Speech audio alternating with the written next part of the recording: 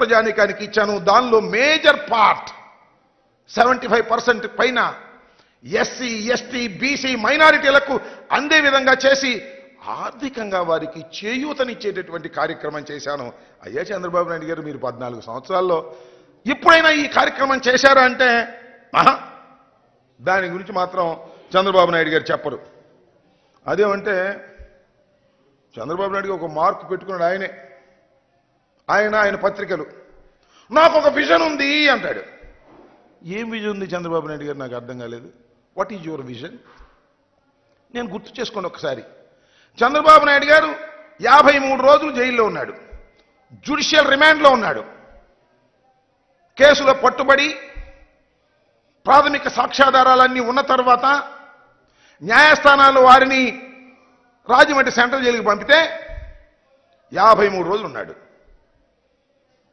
53 రోజులు ఉన్నటువంటి చంద్రబాబు నాయుడు గారు ఏం చెప్పుకుంటూ వచ్చాడు అంటే ఆయన పత్రికలు, ఆయన బంధువులు, చంద్రబాబు నాయుడు గారు ఆరోగ్యం బాగోలేదు, ఒళ్ళంతా ఏదో భయంకరమైనటువంటి పరిస్థితి వచ్చేసింది, ఆయనకు అసలు గుండె జబ్బు ఉంది, ఇలా అయితే ఆయన ఎక్కువ కాలం నెట్టలేడు, 52 రోజులు అయిపోయింది, ఆయన తిరిగి వస్తాడా రాడా, ఆయన ఆరోగ్యం పూర్తిగా దెబ్బతినిపోయింది, చివరికి ఆయనకి ప్రాణాపాయం ఉంది అని చెప్పేసి పెద్ద పెద్ద హెడ్డింగ్లు పెట్టి రాశారు.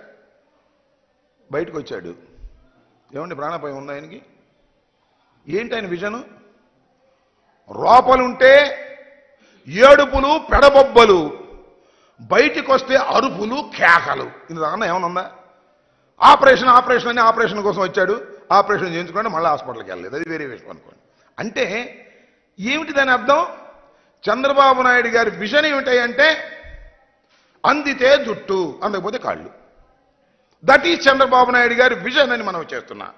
అలాంటి విజన్ని చంద్రబాబు నాయుడు గారు ఈ రోజున చేశారు. ఇలాంటి విజన్ చేసినటువంటి చంద్రబాబు నాయుడు గారు ఇవాళ రకరకాలుగా చెప్తాడు. ఇంకొక విజన్ ఉంది ఆయన దగ్గర.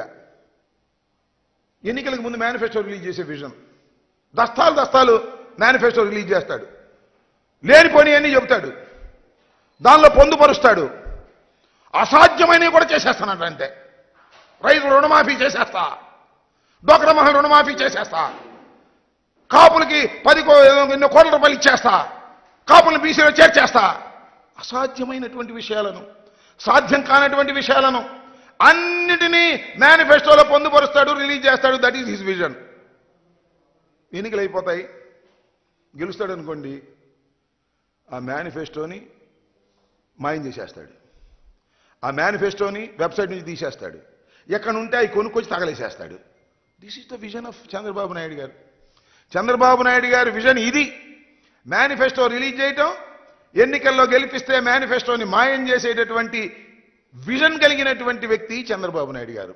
అదేమంటే చంద్రబాబు నాయుడు గారు అంటున్నాడు, నాది విజన్, జగన్ ది పాయిజన్. బాగుంది కదా డైలాగు?